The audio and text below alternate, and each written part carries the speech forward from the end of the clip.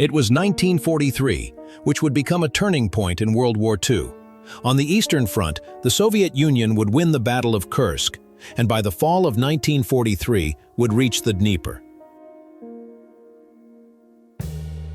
On the Western Front, in September 1943, the landing of British and American troops in Italy would begin.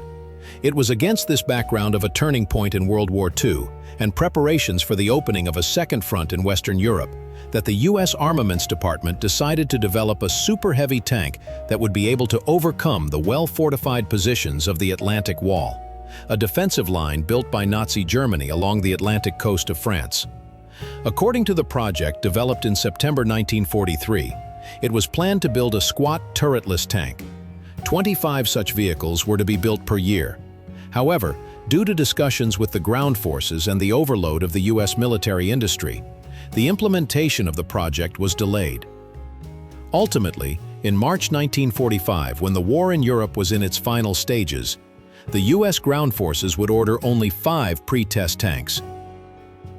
Before construction, the name and classification would be changed. The T-28 tank would be called the T95 and would become a self-propelled artillery mount.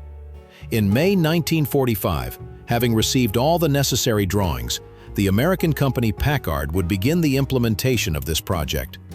By August 1945, the first tank hull would be welded. After the surrender of Japan and the end of World War II, the number of tanks ordered would be reduced to 2 units. The first built tank was transferred to the Aberdeen Proving Ground on December 21, 1945 for testing. The second machine was moved to Fort Knox on January 10, 1946.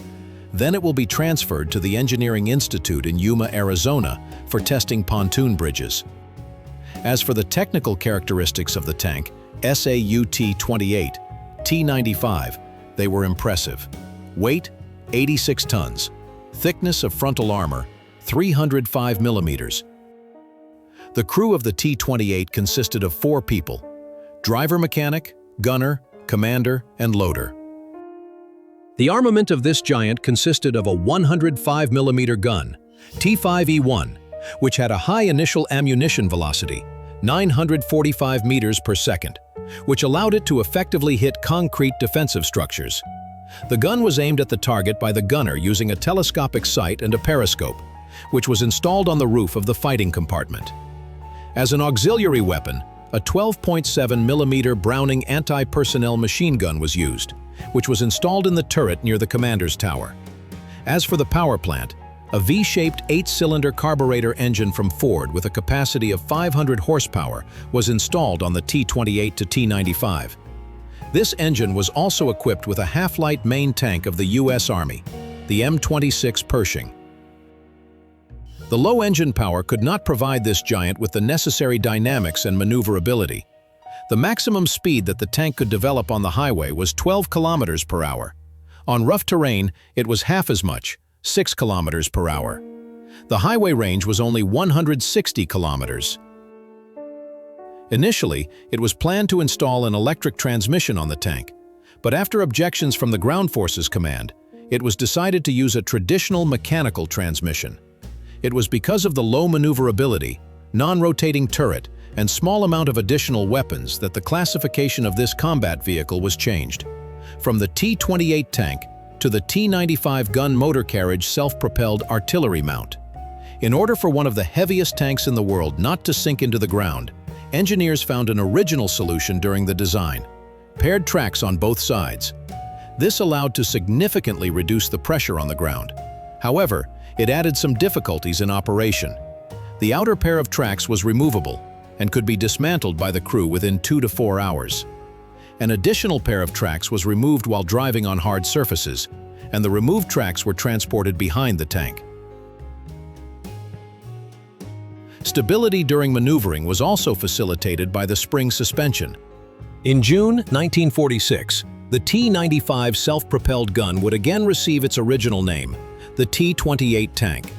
The main argument in favor of returning the old name was the heavy armor of the combat vehicle, which was not the case with self-propelled artillery installations. But if the classification had not changed frequently, it would have had little effect on the future fate of these combat vehicles. At the end of 1947, the military program for the construction of heavy 100-ton tanks was closed. The military leadership did not see the prospects for using giant, slow-moving tanks whose dimensions created many difficulties when transporting them to the battlefield. That is why one of the T-28 specimens, having wound 865 kilometers at the Aberdeen training ground, where the survivability of components and assemblies was tested, was decommissioned. Another combat giant became one of the specimens of the Patton Museum in Fort Knox, Kentucky.